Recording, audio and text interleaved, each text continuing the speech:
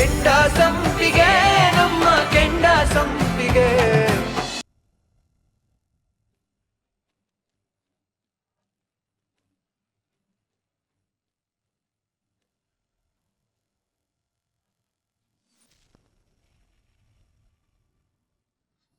ಅತ್ತೆ, ಮಾವ ಆಫೀಸ್ಗೆ ಹೋಗೋದ್ ಬೇಡ ಅಂತ ನೀವಾದ್ರೂ ತಡಿಬೋದಿತ್ತು ತಾನೆ. ಯಾಕೆ ತಡಿಬೇಕು? ನೀನಂತೂ ಆಫೀಸ್ಗೆ ಹೋಗಲ್ಲ ಅಂತ ಹೇಳಾಯ್ತು. ಆಫೀಸ್ ಕೆಲ್ಸ ಎಲ್ಲ ಯಾರು ನೋಡ್ಕೋತಾರೆ? ಅವ್ರು ತಾನೇ ನೋಡ್ಕೋಬೇಕು. ಅದಕ್ಕೆ ತಡಿಲಿಲ್ಲ. 4 ವರ್ಷದ ಹಿಂದೆ ಕಂಪ್ನಿನ ನನ್ ಕೈಲಿ ನೋಡ್ಕೊಳ್ಳೋದಕ್ ಆಗೋದಿಲ್ಲ, ಅಷ್ಟು ಶಕ್ತಿ ಇಲ್ಲ, ವಯಸ್ಸಾಯ್ತು ನನ್ಗೆ ಅಂತ ಮಾವ ತಾನೇ ಹೇಳಿತು. ಕಂಪ್ನಿ ನೋಡ್ಕೊಳ್ಳೋದು ಮಕ್ಕಳಾಟ ಅಂತ ಅನ್ಕೊಂಡಿದೀರಾ? ಹಾಗ ಅನ್ಕೊಂಡಿದ್ದಿದ್ರೆ 2 ತಲೆಮಾರಿಗಾಗೋ ಅಷ್ಟು ಆಸ್ತಿ ಆಗ್ತಿರ್ಲಿಲ್ಲ. ಆಗಿದೆ ಅಂತ ನೀವ್ ಅನ್ಕೊಂಡಿದೀರಾ, ಆದ್ರೆ ಇವತ್ತು ಮಾವ ಏನಾದ್ರೂ ಎಡವಟ್ಟು ಮಾಡಿದ್ರೆ ನಾವೆಲ್ರೂ ತಲೆ ಮೇಲ್ ಕೈ ಇಟ್ಕೋಬೇಕಾಗತ್ತೆ. ಅಲ್ಲ ಸಾಧನ, ಯಾಕೆ ಬಾಯಿ ಬಿಟ್ರೆ ಬರೀ ಅಪಶಕನೇ ನುಡಿತಾ ಇರ್ತೀಯ? ಇನ್ನೇನ್ ಮಾಡೋದಕ್ಕಾಗತ್ತೆ? ಆ ಅನ್ಲಕ್ಕಿ ಹುಡ್ಗಿನ ಮನೆ ಕರ್ಕೊಂಡ್ ಬಂದ್ ಇಟ್ಕೊಂಡಿದೀರಲ್ಲ, ಮನೆ ಕೇಡಾಗ್ದೆ ಇನ್ನೇನಾಗತ್ತೆ? ಒಟ್ನಲ್ಲಿ ನಿನ್ಗೆ ಸುಮ್ಮನ್ನ ಬೈತಾ ಇರ್ಬೇಕು, ಇಲ್ಲ ಅಂದ್ರೆ ತಿಂದನ್ನ ಅರ್ಗಲ್ಲ ಅಲ್ಲ. ನೋಡು, ನನಗೆ ಜಗಳ ಆಡೋದಿಕ್ ಇಷ್ಟ ಇಲ್ಲ. ಅದ್ ಏನ್ ಹೇಳ್ಬೇಕು ಅಂತ ಇದೆಯಾ ಹೇಳ್ಬಿಟ್ಟು ಹೋಗ್ತಾ ಇರ್. ಮಾವ ಆಫೀಸ್ಗೆ ಹೋಗಿ ಎಷ್ಟೊತ್ತಾಯ್ತು, ಇಷ್ಟೊತ್ತಾದ್ರೂ ಬಂದಿಲ್ಲ. ಒಂದ್ ಫೋನ್ ಮಾಡಿ ವಿಚಾರಿಸ್ಕೊಂಡಿದ್ದೀರಾ? ವಿಚಾರ್ಸಕ್ಕೆ ನಾನೇನ್ ಸಣ್ಣ ಮಗುನೇನಮ್ಮ, ಬಾಯಿಗೆ ಬೆಳ್ಳಿಟ್ರೆ ಕಚ್ಚಕ್ ಬರಲ್ವಾ? ಕಚ್ಚಿ ತುಂಡು ಮಾಡ್ಬಿಡ್ತೀನಿ. Paddu ton ton ton ton ton. ಏನ್ರಿ ಬಾರಿ ಖುಷಿಲಿದ್ದೀರಾ? ತುಂಬಾ ಖುಷಿಯಾಗಿದ್ದೀನಿ ಪದ್ದು. ಆಫೀಸ್ಗೆ ಹೋಗಿದ್ರಲ್ಲ, ಕೆಲ್ಸ ಎಲ್ಲ ಚೆನ್ನಾಗಾಯ್ತಾ? ಸಕ್ಸಸ್ ಆಯ್ತು. ಎಲ್ಲ ಲೇಬರ್ಸ್ನು ನನ್ನ ಚೇಂಬರ್ ಕರ್ಸ್ಕೊಂಡೆ. ಇನ್ಮೇಲಿಂದ ರೆಗ್ಯುಲರ್ ಆಗಿ ನಾನು ಬಂದು ಈ ಸೀಟಲ್ಲಿ ಕೂತ್ಕೊಂಡು ತಿನ್ಕೊಂಡ್ರು ಅಂದೆ. ಆಮೇಲೆ ಎಲ್ಲ ಲೆಕ್ಕಪತ್ರ ನೋಡಿದ್ದೀನಿ. ಹುಷಾರು, ಪ್ರೊಡಕ್ಷನ್ ಚೆನ್ನಾಗಾಗಬೇಕು. ನಮ್ಮ ಫ್ಯಾಕ್ಟ್ರಿ ಇಲ್ಲಿವರೆಗೂ 6ಕ್ಕೆ ಏರಿಲ್ಲ, 3ಕ್ಕೆ ಇಳ್ದಿಲ್ಲ. ಪ್ರಾಫಿಟ್ ಚೆನ್ನಾಗಾಗಬೇಕು, ಪ್ರೊಡಕ್ಷನ್ ಚೆನ್ನಾಗಾಗಬೇಕು, ಸೇಲ್ಸ್ ಚೆನ್ನಾಗಾಗಬೇಕು. ನಿಮ್ಮನ್ನ ಮಕ್ಕಳಿಗಿಂತ ಹೆಚ್ಚಾಗಿ ಚೆನ್ನಾಗಿ ನೋಡ್ಕೊಳ್ತೀನಿ ಅಂದ್ವಿ. ಅದಕ್ಕೆ ಅವ್ರು ಏನಾದ್ರು ಗೊತ್ತಾ, ಸರ್ ನೀವು ಬರ್ತೀರಾ ಅಂದ್ರೆ ಅದಕ್ಕಿಂತ ಖುಷಿ ಬೇರೆ ಇದೇನು ಸರ್, ನೋಡಿ ಸರ್ ಅಂದ್ರು. ಅಷ್ಟೇ ಅಲ್ಲ, ಈ ಖುಷಿ ಒಳಗೆ ಎಲ್ರಿಗೂ ಬೋನಸ್ಸು ಕೊಟ್ಟೆ, ಸಂಬಳನೂ ಕೊಟ್ಬಿಟ್ಟು ಬಂದೆ. ಗೊತ್ತಾಯ್ತಾ? ಹೌದಾ? ಕೆಲವ್ರಿಗೆ ನಿಮ್ಗೆ ಈ ಪ್ರಾಬ್ಲಮ್ಸ್ ಎಲ್ಲ ಸಾಲ್ವ್ ಮಾಡೋದಕ್ಕೆ ಶಕ್ತಿ ಇದೆ ಅಂತ ನಂಬಿಕೆನೇ ಇಲ್ಲ ರೀ. ಈಗ ಅವ್ರಿಗೆಲ್ಲ ಶಾಕ್ ಆಗಿರುತ್ತೆ ಅಲ್ವಾ? ಅದು ಗಾದೆ ತುಂಬಾ ಹಳೆ ಇದೆ, ಆದ್ರೆ ಎಷ್ಟು ಸತ್ಯವಾಗಿದೆ ಗೊತ್ತಾ? ಒಲೆ ಬಾಯಿ ಮುಚ್ಚಬಹುದು, ಊರ್ ಬಾಯಿ ಮುಚ್ಚಕ್ಕಂತೂ ಸಾಧ್ಯವೇ ಇಲ್ಲ. ಕರೆಕ್ಟ್ ರೀ, ನೀವ್ ಹೇಳಿದ್ದು 100% ಕರೆಕ್ಟ್. ಮಾವ ಸ್ಯಾಲ್ರಿ ಎಲ್ಲ ಕೊಟ್ರ? ಸ್ಯಾಲ್ರಿ ಕೊಟ್ಟಾಯ್ತು, ಆಮೇಲೆ ಬೋನಸ್ ಕೂಡ ಕೊಟ್ಟಾಯ್ತು. ನೋಡು, ಕೀನ ತಗೋ, ಇನ್ಮೇಲಿಂದ ನೀನೇ ಇಟ್ಕೋಬೇಕು. ಬದ್ದು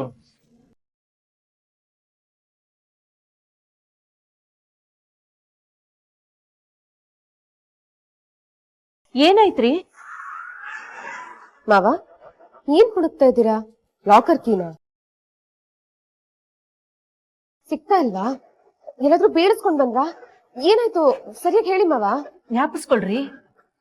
ಜ್ಞಾಪಿಸ್ಕೊಳ್ಳೋದೇನೆ, ನಾನು ಬಂದ್ ನೇರ ಕಾರಲ್ಲಿ ಕೂತ್ಕೊಂಡೆ.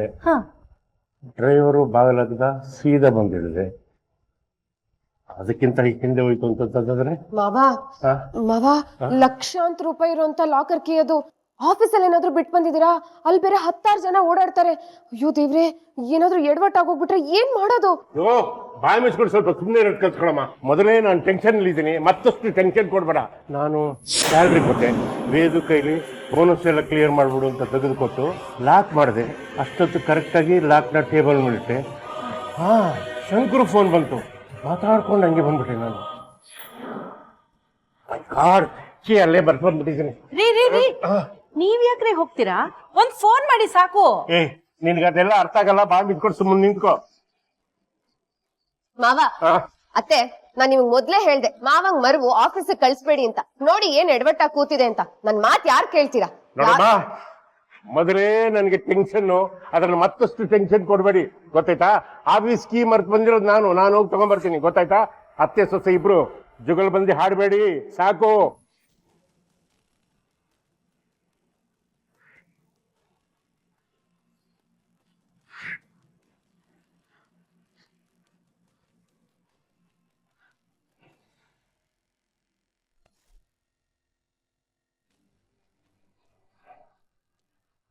ಯೋ ಟ್ಯಾಪ್ಸ್ ಹೊಡಿ, ನನ್ ಮಗನ್ಗೆ ಅದೇ ಇಷ್ಟ. ಅಪ್ಪ ಮಟನ್ ಅಂಗಡಿನ ನಾನು ನಿನ್ನ ಹತ್ರ ಹೇಳೋಣ ಅನ್ಕೊಂಡೆ. ರಾಜಿ ಕೈ ಮುರ್ಕೊಂಡಿದ್ಲಲ್ಲ, ಕಾಲ್ ಸೊಪ್ಪು ಕುಡ್ಸಿದ್ರೆ ಬೇಗ ಮೂಳೆ ಕೂಡ್ಕೊಳ್ಳುತ್ತೆ ಅಂತ. ರಾಜಿಗೆ ಕಾಲ್ ಸೂಪ್ ಎಲ್ಲ ಆಮೇಲೆ, ಈಗ ಕರ್ಕೊಂಬಂದಿರೋದು ಬೀಗ್ರೂಟಿಗೆ ಮಟನ್ ಆರ್ಡರ್ ಕೊಡಕ್ಕೆ. ಭಿಕಾರಿಗಳು ಬಂದವ್ರೆ, ಉಳಿದಿರೋ ಮೂಳೆ ಗಿಳಿದ್ರೆ ಹಾಕಿ ಕಳಿಸು. ಅಪ್ಪ ಬೀಗ್ರೂಟಕ್ಕೆ ಮಟನ? ಏನಪ್ಪ ಹೇಳ್ತಿದ್ಯಾ ನೀನು?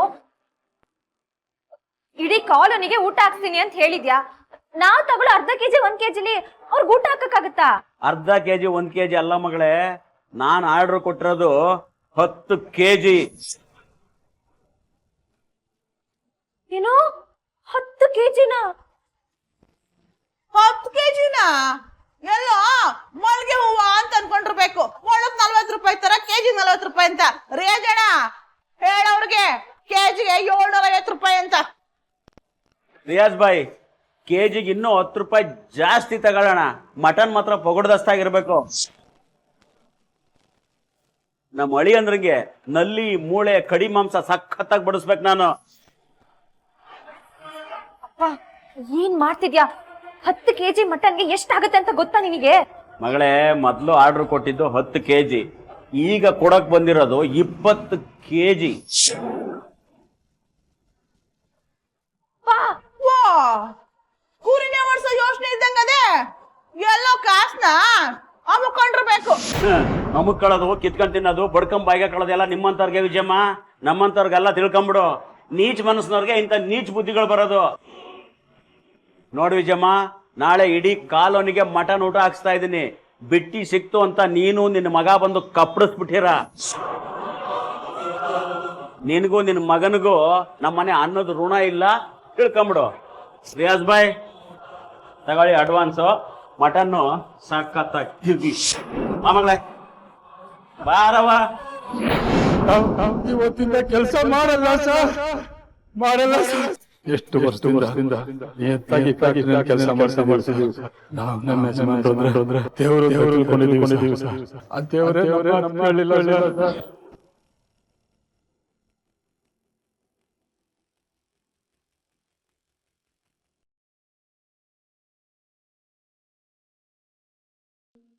ರೀ, ಫ್ಯಾಕ್ಟ್ರಿ ಬಗ್ಗೆ ಯೋಚನೆ ಮಾಡ್ತಾ ಇದ್ದೀರಾ? ಏನೂ ಆಗಲ್ಲ ರೀ, ಎಲ್ಲ ಸರಿ ಹೋಗುತ್ತೆ. ಯಾಕೆ ಇಷ್ಟೊಂದು ಟೆನ್ಷನ್ ಮಾಡ್ಕೊಂಡಿದ್ದೀರಾ? ಪದ್ಮ, ಯಜಮಾನ್ರೆ, 20 ವರ್ಷದಿಂದ ನಿಮ್ಮ ಕಾರ್ಮಿಕರಾಗಲ್ಲ, ನಿಮ್ಮ ಮನೆ ಮಕ್ಕಳಾಗಿ ನಾವು ದುಡಿತಾ ಇದ್ದೀವಿ. ನಿಮ್ಮನ್ನ ಯಜಮಾನ್ರ ಥರ ನಾವು ಯಾವತ್ತೂ ನೋಡಿಲ್ಲ. ನಮ್ಮ ತಂದೆ ಸಮಾನದಲ್ಲಿಟ್ಟು ನಾವು ನಿಮ್ಮನ್ನ ನೋಡ್ತಾ ಇದ್ದೀವಿ. ನಮ್ಮ ಮೇಲೆ ಅಪನಂಬಿಕೆ ಪಟ್ಬಿಟ್ರಲ್ಲ ಅಂತ ಅವ್ರು ಕೇಳಿದಾಗ ಹಾಳಾದ ನನ್ನ ತಲೆಗೆ ಹೋಗ್ಲಿಲ್ಲ ಪದ್ಮ. ನನ್ನ ತಲೆ ಒಳಗಿದ್ದಿದ್ದು ಬರೀ 5 ಲಕ್ಷದ ಬ್ಯಾಗು ಅಷ್ಟೇ. ಅಲ್ಲ, ನೀವು ದುಡುಕೋದೇ ಇಲ್ಲ ಅಂಥದ್ರಲ್ಲಿ ಇವತ್ತು ಯಾಕೆ ದುಡುಕಿದ್ರಿ? ಗಲಿಬಿಲಿ ಕಡೆ, ಕನ್ಫ್ಯೂಷನ್ನು, ಗಲಿಬಿಲಿ, ಕನ್ಫ್ಯೂಷನ್ನು, ಟೆನ್ಷನ್ನು. ಹಾಳಾದನ ಆಫೀಸಲ್ಲಿ ಒಬ್ಬ ಸೇರ್ಕೊಂಡಿದ್ದಾನಲ್ಲ, ಆ ವೇದಾನವನು, ಅವನು ಯಾರ್ಯಾರನ್ನೋ ಹೊಸಬ್ರನ್ನ ಕರ್ಸ್ಬಿಟ್ಟಿದ್ದೀರಾ, ಆ CCTV ಬೇರೆ ಕೆಟ್ಟೋಗಿದೆ, ಅದನ್ನು ರಿಪೇರಿ ಮಾಡೋಕ್ಕೆ ಇನ್ನೂ 2 ದಿವಸ ಆಗುತ್ತೆ ಅವ್ರು ಬರೋದು. ಏನೇನೋ ಬ್ಯಾಡವಾದನ್ನೆಲ್ಲ ನನ್ನ ತಲೆಗೆ ತುಂಬಿಟ.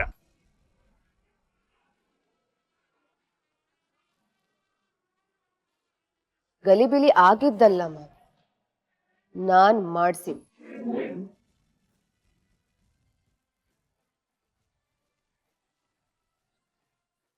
ಅಲ್ಲ ರೀ, ಅಷ್ಟೊಂದು ಕನ್ಫ್ಯೂಷನ್ ಆದಾಗ ಒಂದು ಫೋನು ತೀರ್ಥಂಗ್ ಮಾಡಿರ್ಬೋದಿತ್ತಲ್ಲ. ಅಯ್ಯೋ ಪಡ್ಕೊಂಡ್ರು. ನಿನ್ನ ಮಗ ನನ್ನ ಕೈಗೆ ಎಲ್ಲಮ್ಮ ಸಿಗ್ತಾನೆ?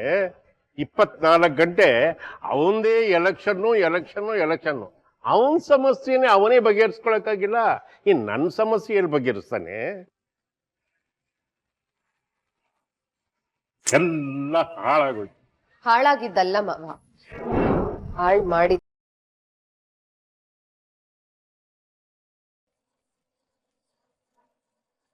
ಒಂದ್ ದಿವಸ ಫ್ಯಾಕ್ಟ್ರಿಗೆ ಬಂದು ಫ್ಯಾಕ್ಟ್ರಿನೇ ಮುಚ್ಚಿಸ್ಬಿಟ್ರಲ್ಲ ಮಾವ.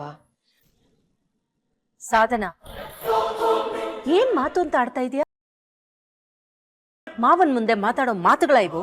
ಹೌದು ಅತ್ತೆ, ಕರೆಕ್ಟ್. ಆಫೀಸ್ಗೆ ಹೋಗೋದ್ ಬೇಡ ಅಂತ ನನ್ ಮಾವಂಗ್ ಹೇಳಿದ್ದೆ. ಕೀ ತಗೊಳೋದಕ್ ಬಂದಾಗ್ಲೂ ಇನ್ನೊಂದ್ಸಲ ಯೋಚನೆ ಮಾಡಿ ಮಾವ ಅಂತ ರಿಕ್ವೆಸ್ಟ್ ಕೂಡ ಮಾಡ್ಕೊಂಡಿದ್ದೆ. ಕೇಳಿ, ನನ್ ಮಾತಾಗ್ಲೇ ಕೇಳಿದ್ರೆ ಈ ಪರಿಸ್ಥಿತಿ ನಮಗ್ ಬರ್ತಾನೆ ಇರ್ಲಿಲ್ಲ. ಇದೆಲ್ಲ ಒತ್ತಡದಲ್ಲಾಯ್ತು ಅಷ್ಟೇ. ಒತ್ತಡ ಅಲ್ಲ ಅತ್ತೆ, ಆ ಹುಡ್ಗಿ ಇದ್ದಾಳಲ್ಲ ಅವಳ ಮಾತ್ ಕಟ್ಕೊಂಡು ಸಾಧನಾ, ಸ್ವಲ್ಪ ನೆಮ್ಮದಿಯಾಗಿರಕ್ ಬಿಡು, ಇಲ್ಲ ನಾನೀಗ ಇಲ್ಲಿಂದ ಎದ್ದೋಗ್ಲು. ಆಯ್ತು ಬಿಡಿ ಮಗ, ನಾನೇ ಸುಮ್ನಿರ್ತೀನಿ. ನಾನ್ ಸುಮ್ನಿದ್ರೆ ಎಲ್ಲ ಸರಿ ಹೋಗುತ್ತಾ? ಫ್ಯಾಕ್ಟ್ರಿಲಿ ಮತ್ತೆ ಕೆಲ್ಸ ಶುರುವಾಗತ್ತಾ? ಒಂದು ದಿವಸ ಪ್ರೊಡಕ್ಷನ್ ಸ್ಟಾಪ್ ಆದ್ರೆ ಎಷ್ಟು ಲಾಸ್ ಆಗುತ್ತೆ ಅನ್ನೋದು ನಾನ್ ನಿಮಗೆ ಹೇಳ್ಬೇಕಾ? ಫ್ಯಾಕ್ಟ್ರಿ ಶಟ್ ಡೌನ್ ಆಗಿದೆ ಅನ್ನೋ ವಿಷಯ ಪಾರ್ಟ್ನರ್ಸ್ಗೆ, ಕ್ಲೈಂಟ್ಸ್ಗೆ, ಡಿಸ್ಟ್ರಿಬ್ಯೂಟರ್ಸ್ಗೆ ಇವ್ರಿಗೆಲ್ಲ ಗೊತ್ತಾದ್ರೆ ಎಷ್ಟು ಆತಂಕ ಪಡ್ಕೋತಾರೆ ಅಂತ ನಿಮಗೆ ಗೊತ್ತು ತಾನೆ? ಸಾಧನಾ, ಪ್ಲೀಸ್ ಪ್ಲೀಸ್ ಸ್ವಲ್ಪ ಸುಮ್ಮನೆ ಇರ್ತೀಯಾ? ರೀ, ನೀವ್ ಸಮಾಧಾನ ಮಾಡ್ಕೊಳ್ಳಿ. ಇವಳು ಆ ಹುಡುಗಿ ಮೇಲಿರೋ ದ್ವೇಷದಲ್ಲಿ ಈ ತರ ಎಲ್ಲ ಮಾತಾಡ್ತಾ ಇದ್ದಾಳೆ. ನಾನ್ ಹೇಳ್ತಿರೋದು ಮಾವಂಗ್ ಅರ್ಥ ಆಗ್ತಿದೆ ಅತ್ತೆ, ನಿಮಗ್ ಅರ್ಥ ಆಗ್ತಿಲ್ಲ. ಯಾಕೆ ಅಂದ್ರೆ ಕಂಪನಿ ಹೇಗ್ ನಡೆಯುತ್ತೆ ಅನ್ನೋದೇ ನಿಮಗ್ ಗೊತ್ತಿಲ್ಲ. Company is like a chain. ಅದ್ರಲ್ಲಿ ಒಂದು ಲಿಂಕ್ ಕಟ್ ಆದ್ರೂ ಇಡೀ ಸಿಸ್ಟಮೇ ಕಳ್ಚಿ ಬೀಳುತ್ತೆ. ಓ, ದಯವಿಟ್ಟು ನಿಮ್ ಕೈ ಮುಗಿತೀನಿ, ಇಬ್ರು ಸ್ವಲ್ಪ ಸುಮ್ಕೆ ಇರ್ತೀರಾ? ಆಯ್ತು, ನಾನ್ ಸುಮ್ನಿರ್ತೀನಿ. ನೀವು ಕೆಲವು ವಿಷಯಗಳನ್ನ ಅತ್ತೆಗೆ ಅರ್ಥ ಮಾಡ್ಸಿ ಮಾವ. ಆವತ್ತೇ ಅವಳ ಬಾಯಿ ಮುಚ್ಚಿದಿದ್ರೆ ನಮ್ಗಿವತ್ತು ಈ ಪರಿಸ್ಥಿತಿ ಬರ್ತಿರ್ಲಿಲ್ಲ. ನಿಮ್ ಮುಂದೆ ಅವಳನ್ನ ಮೆಚ್ಚೋದಕ್ ನೋಡಿದ್ರು, ನಿಮಗೆ ಒಂದಷ್ಟು ಹಣ ಉಳಿದ್ರೆ ಸಾಕು ಅನ್ನೋ ಯೋಚನೆ ಬಂತು. ಈಗ ಮಗು ತರ ಸಾಕಿದಿದ್ ಫ್ಯಾಕ್ಟ್ರಿನೇ ಕ್ಲೋಸ್ ಆಗ್ತಿದ್ಯಲ್ಲ ಮಾವ. ಈಗ ಅತ್ತೆಗ್ ಸಮಾಧಾನನ ಕೇಳಿ. ನನ್ನ ಮಾತು ನಿಮ್ಮಿಬ್ಬರಿಗೆ ಯಾಕೆ ಅರ್ಥ ಆಗ್ತಾ ಇಲ್ಲ? ನನ್ನ ಟೆನ್ಷನ್ ನನಗೆ. ನೀವಿಬ್ಬರೇ ಮಾತಾಡ್ಕೊಳ್ಳಿ. ಈ ಕಡೆ ಬಾ.